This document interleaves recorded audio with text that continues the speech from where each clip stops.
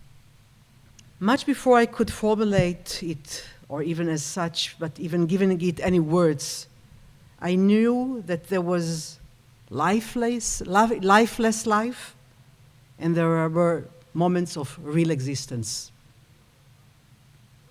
It has been a knowledge before words, a knowledge since very tender childhood. There were these moments of real life, quote unquote, felt as total joy, mental and physical, that would pierce through the grayness, the roughness of what was sheer existence, sheer life. They were overwhelming moments, like explosions of lightning. They were kind of revelations, much earlier than language could contain them. But I knew, even as a child, that these moments were those that it was worth living for. They were real life. Much later, I understood that they were moments of survival of what was deemed life, moments of true living. It was surviving from meaninglessness, from grayness, from what every one of us maybe have experienced as that kind of a despair of early childhood. One knows and learns how to fight against them in order to survive.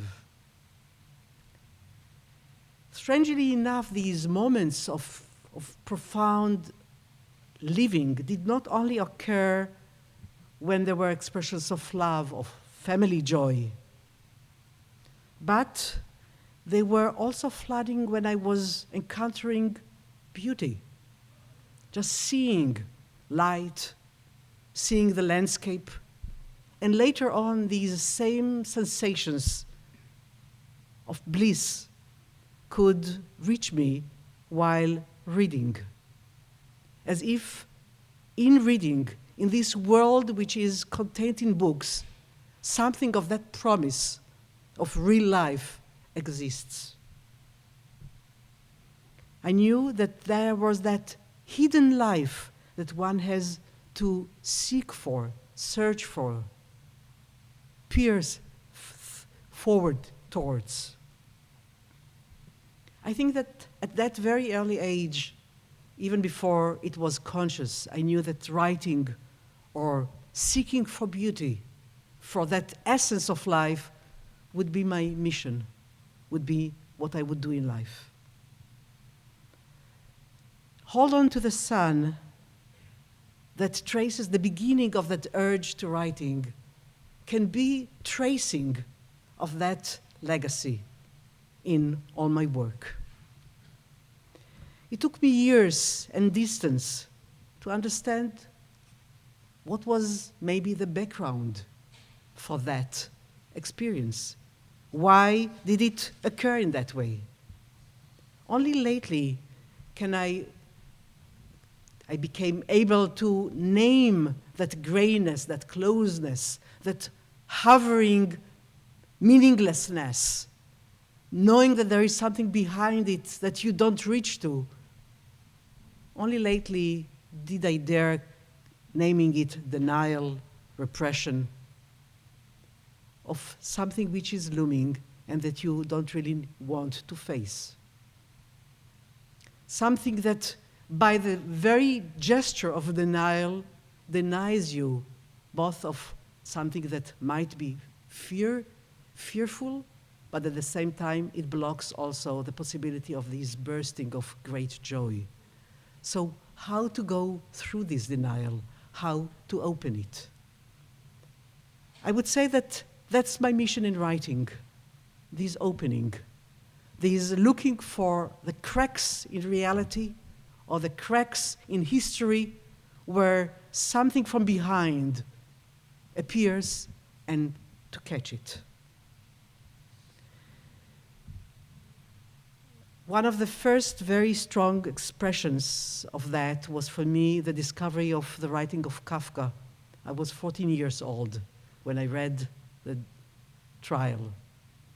And I was shattered because suddenly things that I could not say that were at home reverberated through Kafka.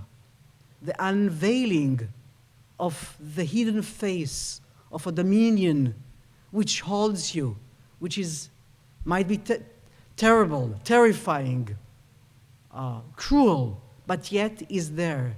And at the same time, as you might remember, the end of the trial where there is some light coming at the quarry where Kay is led to. I remember the shiver that went through me, reading it at my childhood room at 14. The reading of Kafka came to me on the basis of contradictory gestures. One was the total denial of my mother's story. It was a mutual denial, or repression, or I would say rejection, both on her side and on my side. In the opening essay, A Journey to Poland, which has two parts, one is from 75 and one is from 86, I trace the layers of coming into understanding of what actually exists at home. I grew up as an only child of two elderly parents. Both were remarried. My father was divorced with two elderly sons, and my mother my mother's family was murdered in Poland, her first husband and her son, my half-brother, Marek. I speak about it now openly. As a child, I could not say half-brother, brother, mother's son. That was too terrifying. It was unbearable. It was something that threatened my own existence, as if he existed, I would not have. So, photographs of a child in the lingerie drawer of my mother in a little album were a terrifying and sacred place at the same time, where my hand would go to when I was alone at home, and would peep at these pictures with my heart beating with fear and bewilderment. It took me years to be able to say my half-brother. I would not admit it. But I also could not know anything about it, because the rejection was mutual. My mother did not have a number. Years later, after her death, my cousin told me that when she arrived in Israel in 1948, escorting a group of surviving children in her function that only lately I knew as the commander of the illegal immigration in the British zone of Germany. Even that title she hid from me. So in that very high rank position, she arrived to Israel in 1948 at one of the ceasefires of the War of Independence, escorting this group of children from Hanover to Paris, from Paris, orphanage in Paris, to Marseille, and then on a boat. She came as a leader, although she was a survivor. And soon after her arrival, I learned from my cousin, she went to a plastic surgery and removed the number from her arm. There was only a little scar on her arm, which I never asked about. But never I was ashamed of something that appears on my mother's body when she went in Tel Aviv with short sleeves, or when we went to the sea. She had no sign on her body. The Holocaust, the Shoah, was not part, as I understood it then, of our home. It was something that was there at school, something with the 6 million, something that terrified me, Standing at the school ceremonies, I would hold my breath for the whole full moment when the siren goes on, kind of beating with the siren. Who would be longer, the siren or my holding of the breath, just in order not to giggle, because it was so terrifying. That was school. Mother? Part of that? These horrifying pictures in black and white of these emancipated people? Unimaginable. Not this strong woman from whom I was so afraid of her ethical judgment at that time as a child. The repression was so strong, and these are things that I've been meditating in my present writing, and in a book I'm writing about my mother. I just finished a manuscript of 600 pages called The Silence of My Mother, with a story that I collected many years after her death. She died in 1986. Only lately did I understand the complexity of what repression is. And I speak about repression because I think that we all share it, all culture, all places, the whole world. We live in a gesture of repression and denial in order to go on living, like the survivors. And I come again to the theme that will be recurrent in my talk, that maybe the role of art, and in it literature, is to provide these little cracks in the landscape of repression where we can face what is repressed in us, by the culture in front of us, by the denial of history, and for short moments, because it's unbearable maybe for a long one, to face it, to understand it, and maybe slowly to know how to cope with it. So I'm coming back to my own repression because I'm starting by being honest. It's not nobody else's business. It's first of all my own business. And lately I've discovered, speaking to a friend who also is a son of survivors who grew up in Antwerp in the Yiddish-speaking Hasidic community. He's one of the Yiddish singers in Israel. And he spoke about the usual story of surviving of second-generation children, hearing parents scream at night. And I went on insisting, as I insisted all the time, that I never heard my mother scream. But then my relatives from the kibbutz who used to come to Tel Aviv and sleep over with us, my twin cousins, my age, the woman insisted that whenever she came to Tel Aviv to sleep over, she couldn't sleep because she heard this screaming. So I started to say, what's wrong with me? How comes I never heard it? What's going on here? And as if in a flash, came to my mind this uncanny understanding of an episode. I loved reading, as I already said. Reading was my escape. Reading was the place beyond that apartment in Tel Aviv, which I thought was so meaningless. I'll never be a writer, although I wanted those. What's to be written about this apartment? Nothing is happening here. Nothing. There are no stories here. A lifetime for 3 people to write about it, but as a child, I denied it completely. So I would either climb on top of a ladder and sit on top of the ladder to read as kind of a place to be out of space, or at night, late hours, when I was already supposed to put off the light in my room, I would go on reading with a torch under my blanket. And that's how I read quite early, also at 14. That was a very loaded year of reading, as I think adolescence is an extraordinary moment of encounter, of fresh, raw encounter with culture, which is stamped in you to life.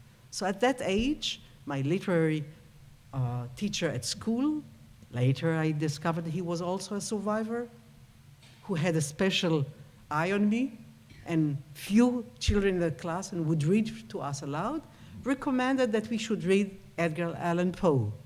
So I borrowed Edgar Allan Poe and read it under the blanket with a torch. When I finished reading this Gothic tale of the fall of the house of Usher, with this vision of the falling house, my heart was beating, and I felt I was hallucinating, because out of that broken house of Edgar Allan Poe, with the moon appearing between the cracks, I heard a scream. And I said to myself, someone is mourning in the next building to us. So I ran to the back balcony to see where the screaming comes from the neighbors. But the courtyard was silent. The apartment was silent. And I came back to my room and thought to myself, at that age already, with the hubris of wanting to become a writer, 14 years old, I do have hallucinations. It means that I have really a literary imagination. Only thing is that the balcony from which I was looking at the backyard was adjacent to my parents' bedroom. My mother probably heard me coming on the balcony and stopped screaming. I would not have attributed to her. I did not grant her the scream at that time. I just could not. So strong was the repression and the denial. Just to share with you how powerful these processes are. And starting to write from that point, knowingly or not knowingly, emerge the stories. I'll read for you as a juxtaposition the beginning of a story which is called Between 2 and 4, and goes back to that same age.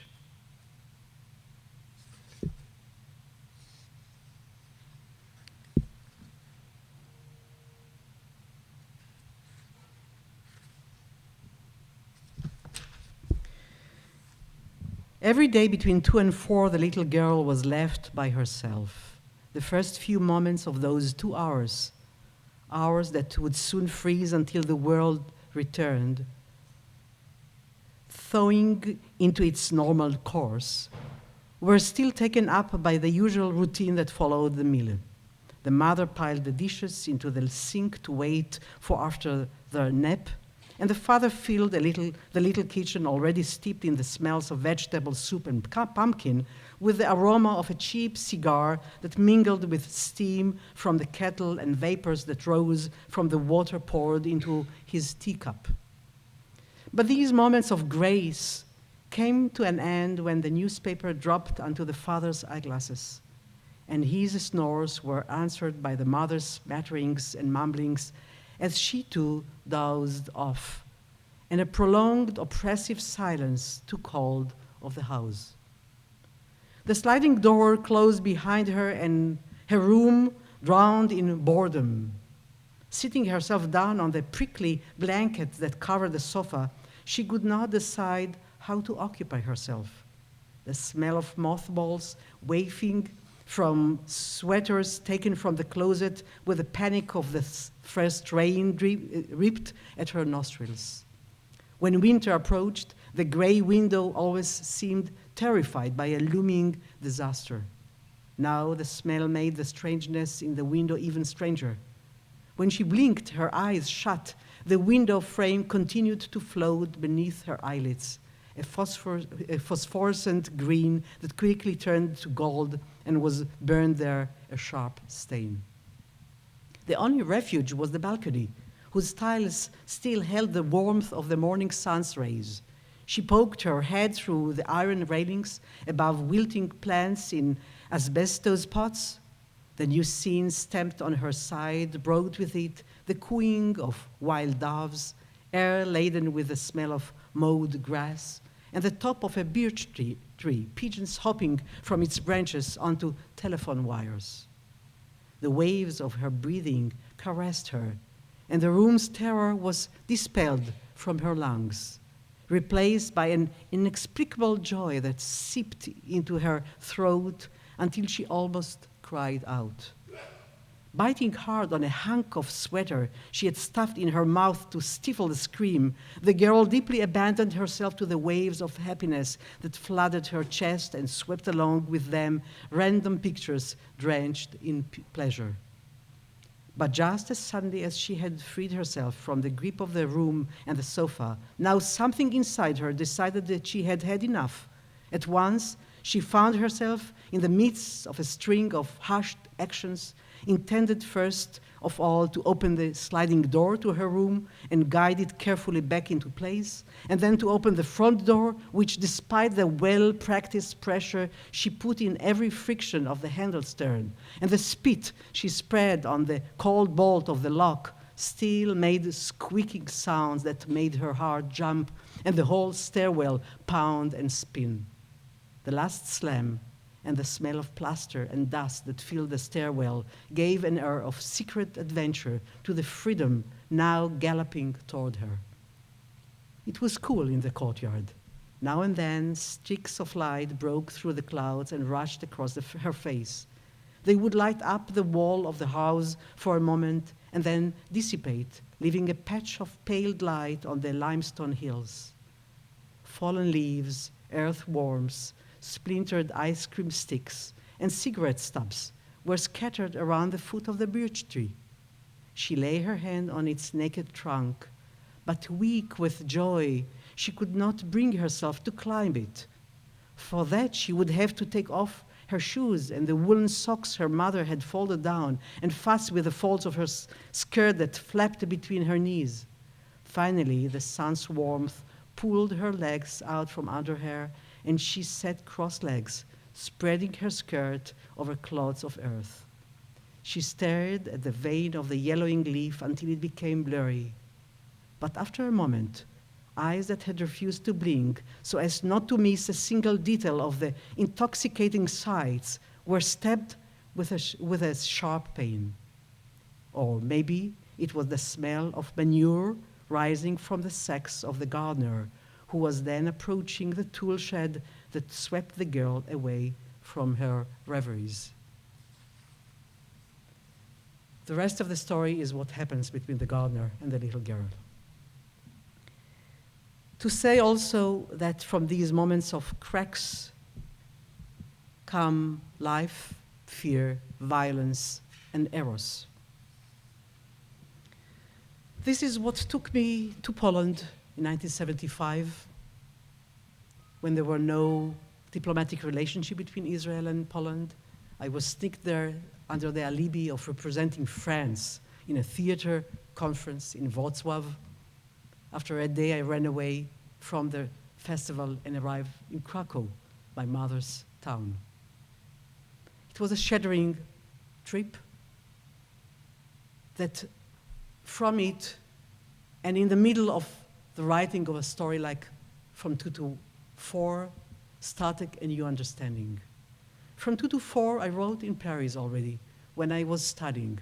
The memory just emerged from the denial, from the repression, had to be written. And the same gesture of entering across the lid took me 2-3 years later to Poland. Coming back from it, I closed myself in my student apartment for 24 hours, didn't go out to Paris, and wrote a letter to my parents. At that moment, I decided that they are the addressees, parents with whom I could not speak really before.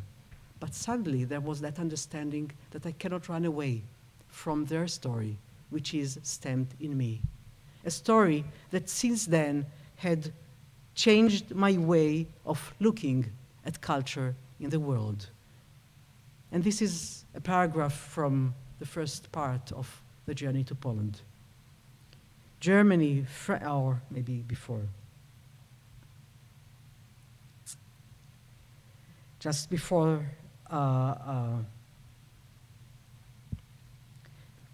speaking about a forced stay in Germany just the summer before I went, and then say the forced stay in Germany and the Yom Kippur War that followed the following autumn, which I spent in Paris facing the brightly lit Champs-Élysées while my dear ones were in mortal danger, proved to me that there is no refuge in the soothing distinction between then and now, between there and here.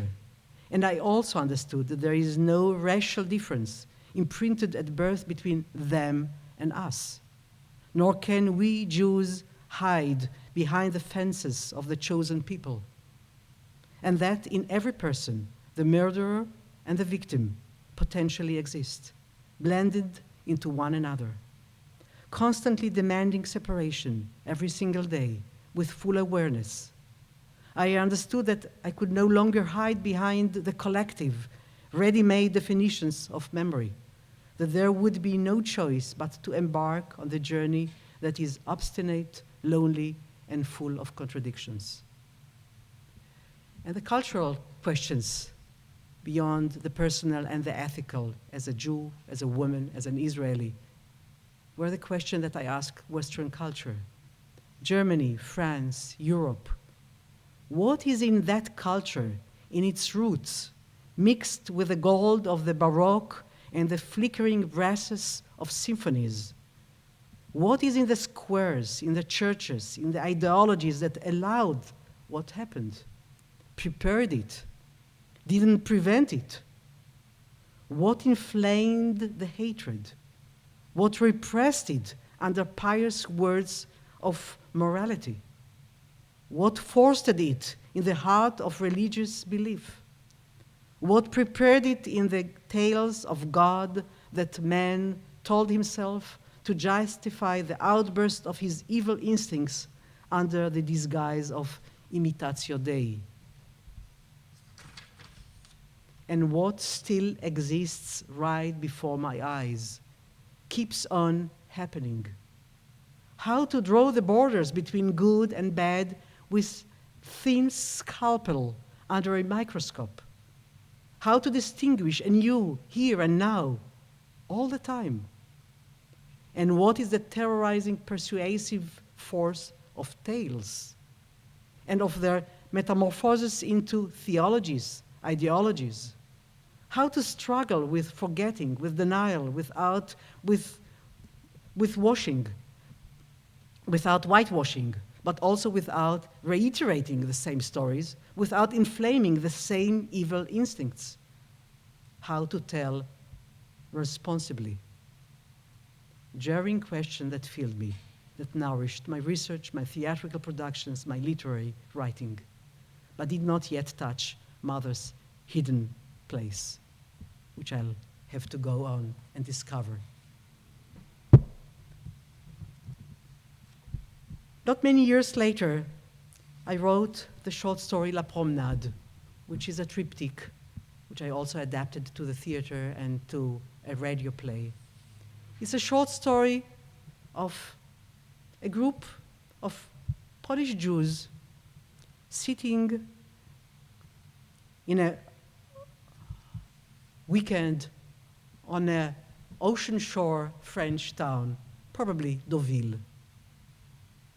And the way they stick out of the landscape, eternal wanderers, the women with big purses, with orthopedic shoes,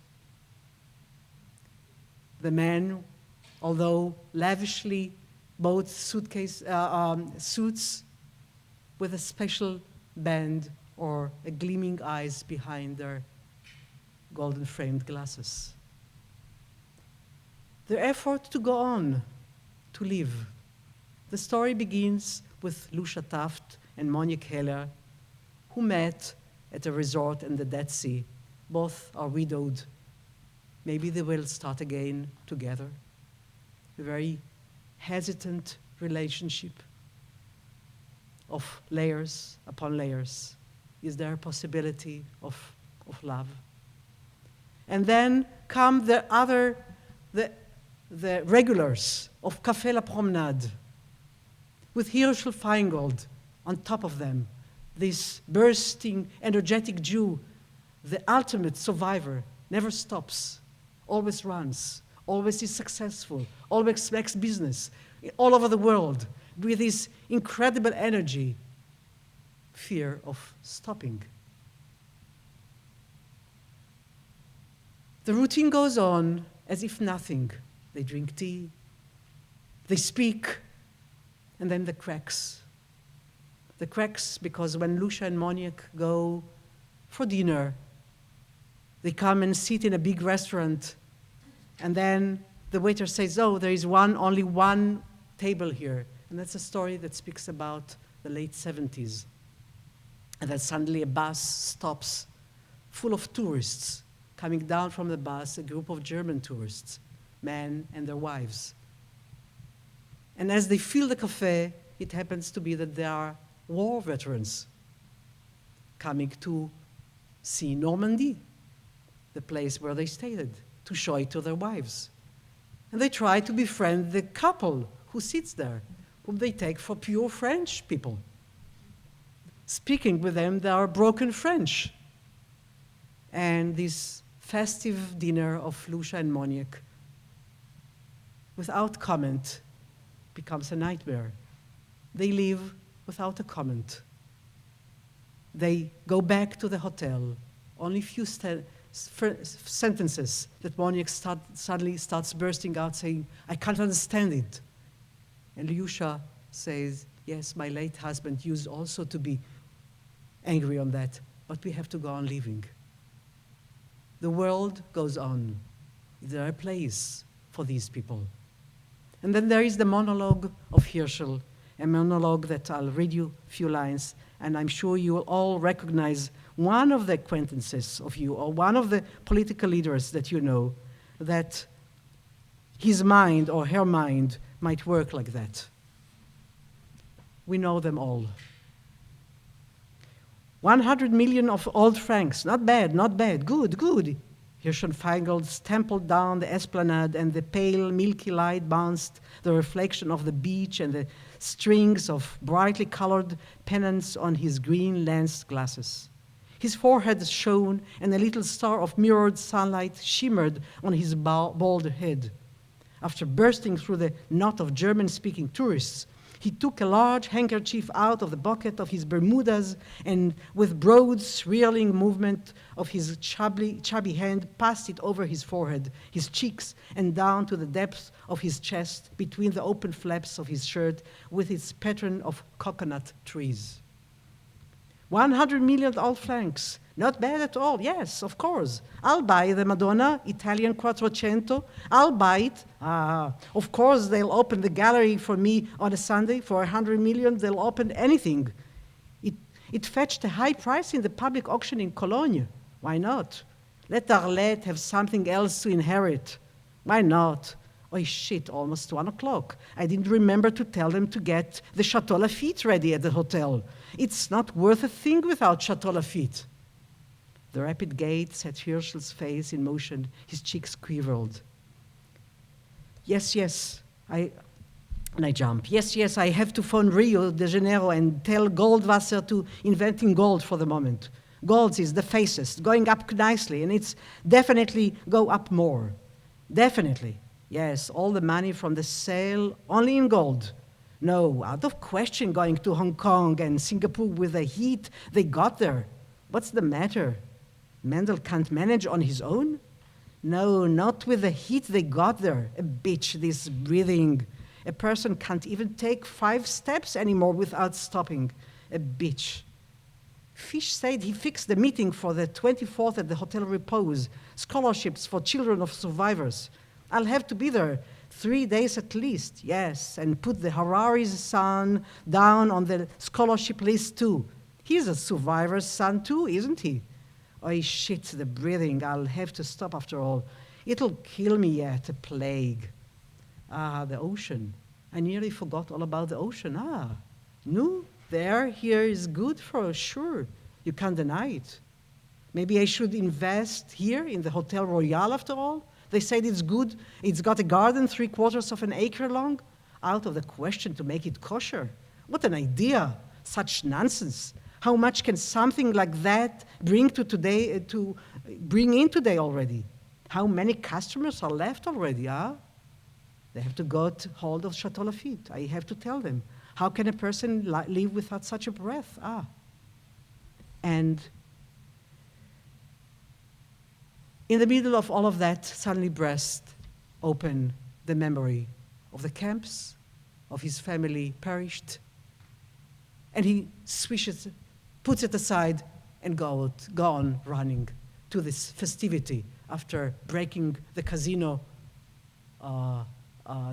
with his winning and having a holiday. All these shifting between the go-on automatic running of surviving. When I wrote it, I thought about that was the time when Menachem Begin was the prime minister, and once I had a dream that Hirsch and Feigold, I was in the mind of Menachem Begin, of these kind of need to survive among the nations and not look aside. Yet, what are we looking for? What is behind this? Facing evil, has been a mission for me as a woman, as a writer, as a Jew, as an Israeli. There is an essay here called Facing Evil, which has been written many, many years later, at 2006 already. And that's going again to Poland 30 years after the first trip with my older daughter, Rachel Shlomit, after my first shock in '75. And at that time, look at the Auschwitz Museum, and when I came back, I was asked to write my impressions. And asking, what is seen there? And coming to the very sad understanding that the Auschwitz Museum, most of it, is a museum for evil, for the procedures of evil. How does it function? How does an extermination system works? I was very shocked that time to see that the human voices of the inmates are not present, that they are again wiped from the exhibit. The experience of being an inmate, what does it mean?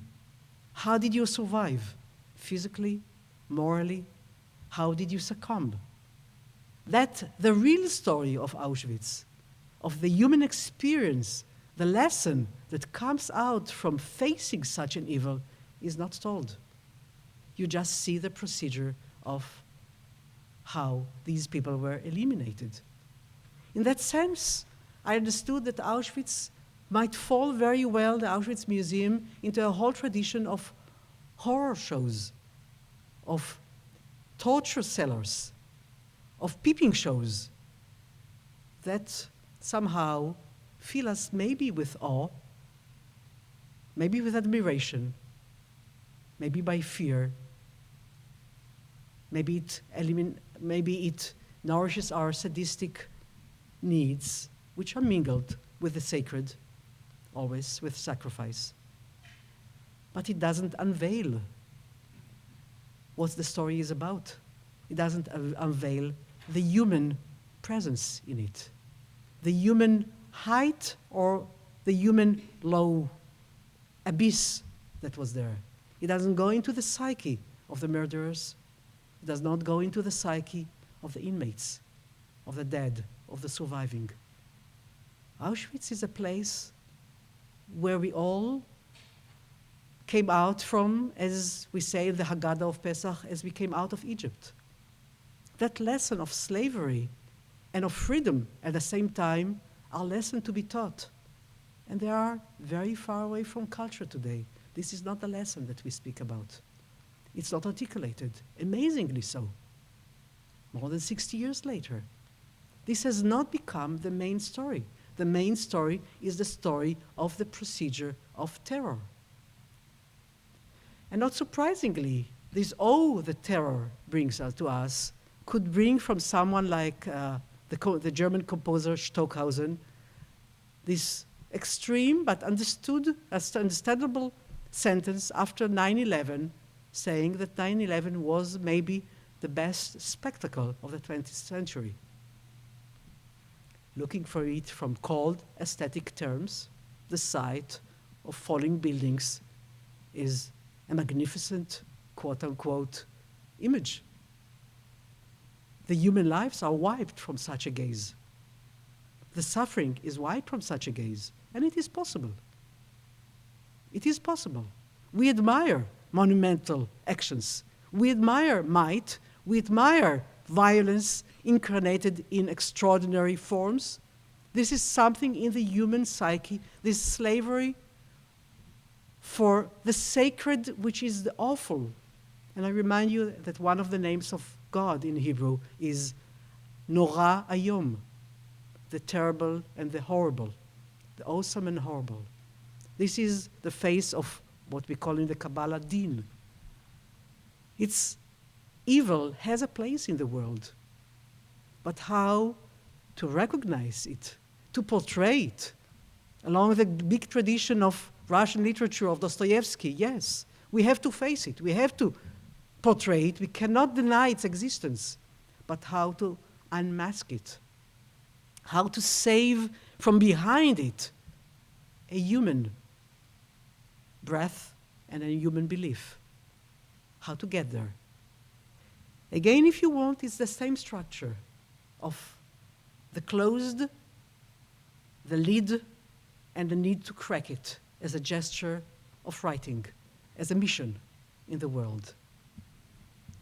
All the short stories have this structure in different moments, because from that lesson you can take also for private life. There is the story Jet Lag, about a businessman who lives like an automat, and then he goes for 3 days to a faraway city in South America. And the jet lag is so much that all his schedule is shattered. And after he finishes his business, he's walking by the beach of that distant place with the new smells, with the beautiful mulat women passing by. And this man suddenly meets himself out of time in this crack of the trip in another state.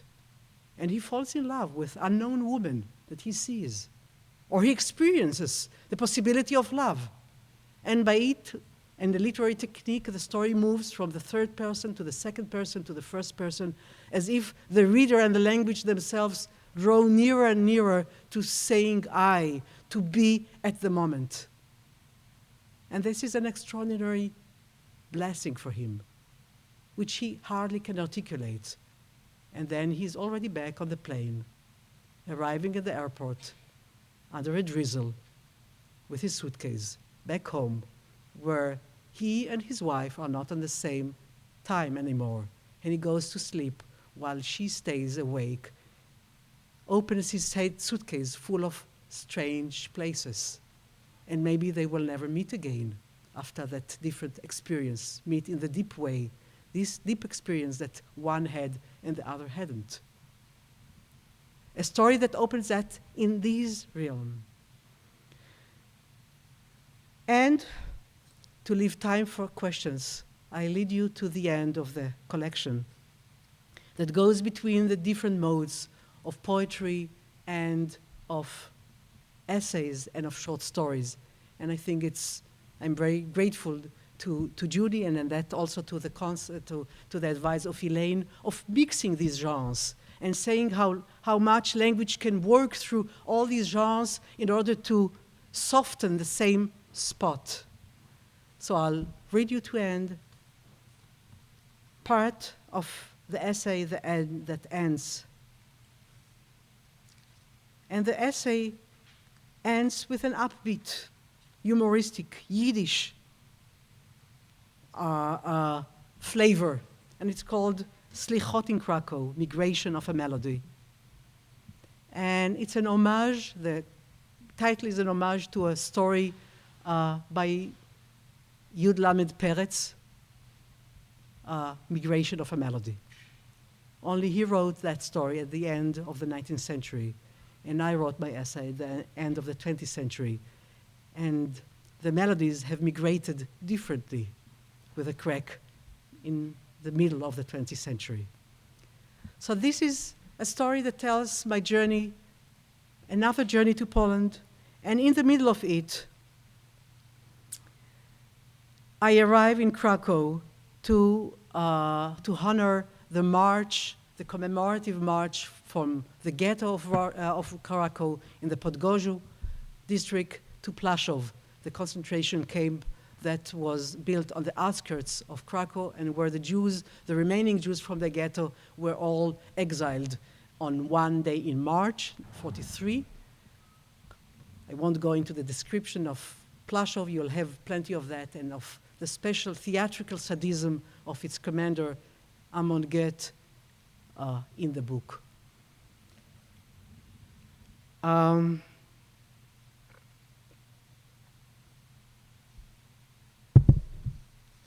And walking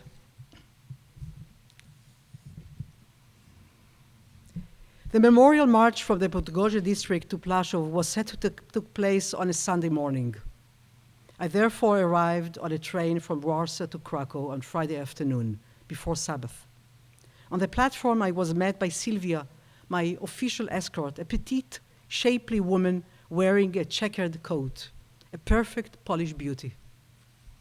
I took down my suitcases and shamefacedly apologized for their weight. I found it hard to explain the anxiety that gripped me in anticipation of retracing the footsteps of my mother, of my murdered 8-year-old brother, and so, tormented by the migration of souls that I had embarked upon, I dragged with me on my journey all the books I deemed absolutely essential for my survival. Kafka and Rilke and Gebirtig and Primo Levi and Szymborska and Bruno Schulz and Viktor Frankl and the Sidur and Mikraot Gdolot and Noam Elimelech of the Rebbe of Lizhansk, weighing in all some 60 pounds. Sylvia, delicate as she was, kept up a smile, even when in her tiny car stuffed with baggage, we reached the small hotel with no elevator in Kazimierz, the ancient ghetto, and even as we athletically dragged the huge suitcase up floor after floor after floor. I was the one who broke down when I saw the cramped, dark attic I'd been allotted with a skylight that barely illuminated the room's old wallpaper. I knew that if I spent 3 days there, including the march of returning souls, they'd have to carry me out straight to the loony bin. Sylvia, feeling responsible, was drenched in sweat.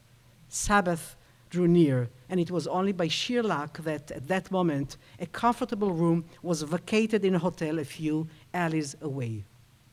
And so we set out, Sylvia with the small bags, and I with a suitcase full of selected classics of world literature, bumping along the paving stones of the ancient streets.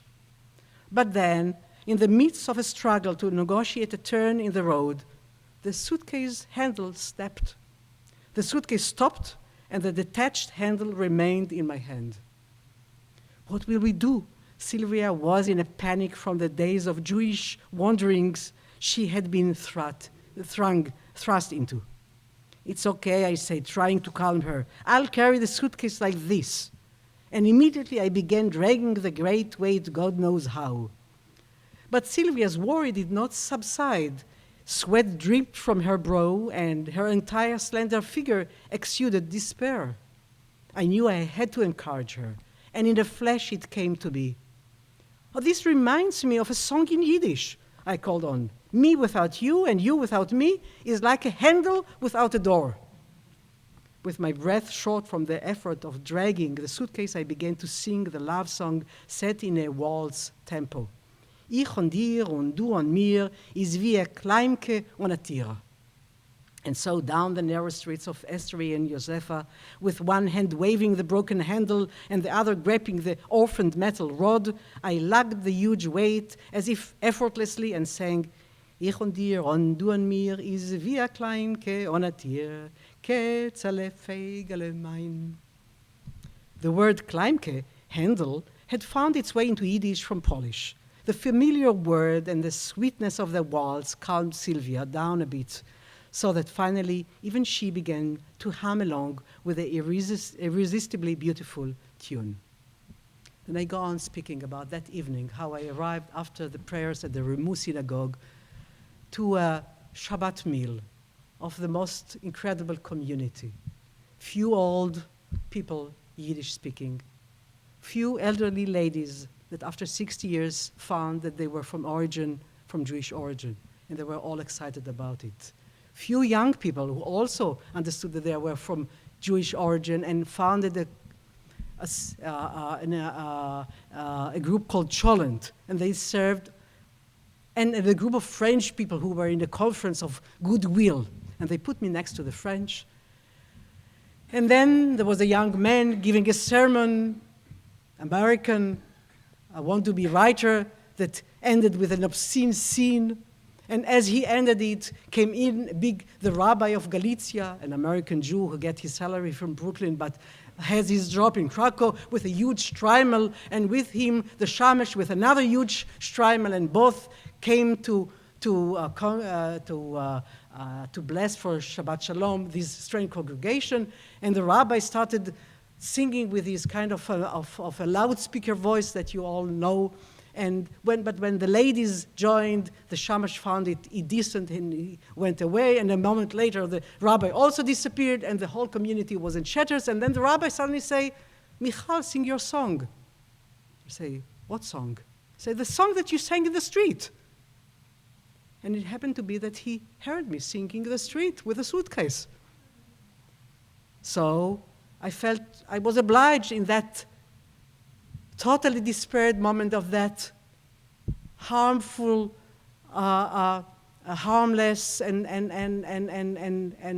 shattered community to contribute something. So I started singing this song. And a moment later, this strange community stood up and already started to dance, this dance around with the rabbi repeating it. But then, after all sang, I said, I have another melody.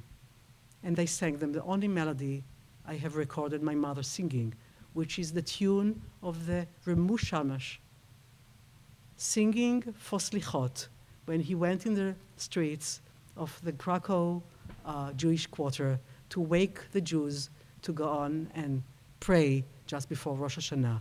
And it's Yidelach, Yidelach, Tayere, Koshere, Yidelach.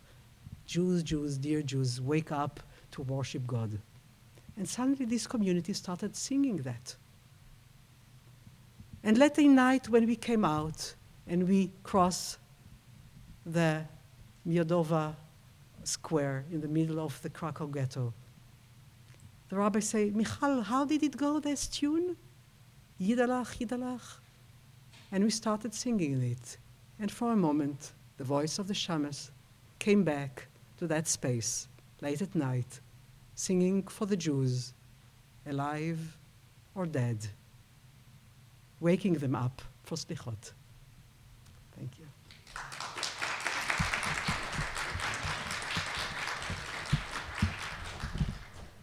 Thank you so much. I think we have time, since we've run a little bit over, for one, maybe two questions, if you have any. Please. My question is, in looking back over your life, and as you peel back the layers of your life, have you received, do you feel as though you have closure and emotional healing through your writing and lecturing? Absolutely. I mean, the writing have been for me a gesture of tikkun, as they say in Hebrew. Both by facing the evil, but then from retrieving the human quality behind it. I do feel that that's my ethical gesture, and that's my spiritual gesture as a writer, and I feel absolutely mobilized for that.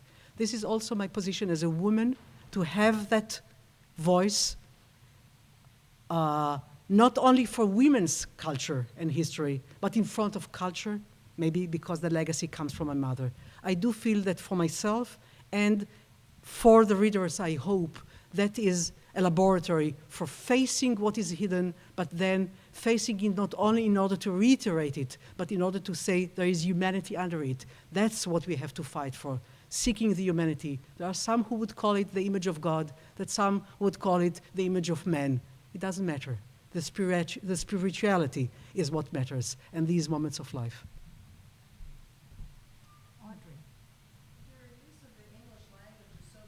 Thank you.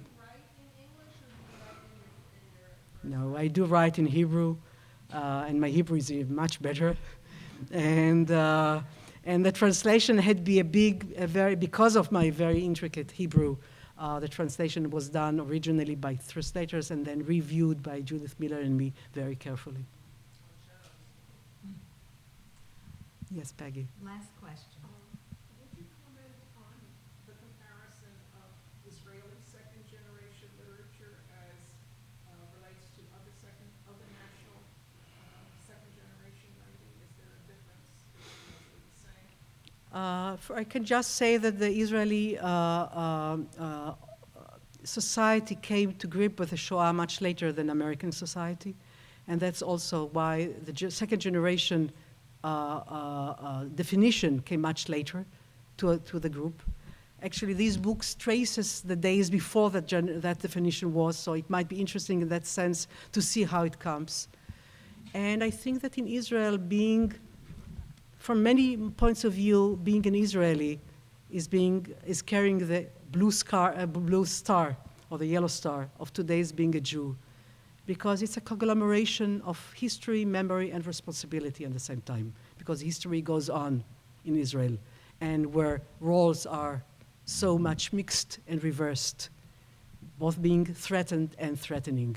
So you cannot separate being a second generation in Israel from the responsibility for the reality, and it gives it a very special dimension. And I cannot, it's a whole lecture about that, but I can just hint that it goes in many ways. But what I am happy is that the change of definition of what heroism is, from the beginning of the years of the state, when heroism was the uprising, the armed uprising, which was a necessary maybe gesture for society struggling for its existence in wars. The recognition that giving out a piece of bread, of hiding behind you with the price of life another inmate, were also high forms of heroism. Writing down prayers that the community can pray. All these gestures now are claimed as gestures of heroism, and also women's reaction to the Holocaust. And these are, I think, extremely important moves for Israel as culture. Okay, she'll be happy to answer questions otherwise and to autograph books. Thank you all for coming, and thank you today. Thank you very much. This has been a presentation of the Library of Congress. Visit us at loc.gov.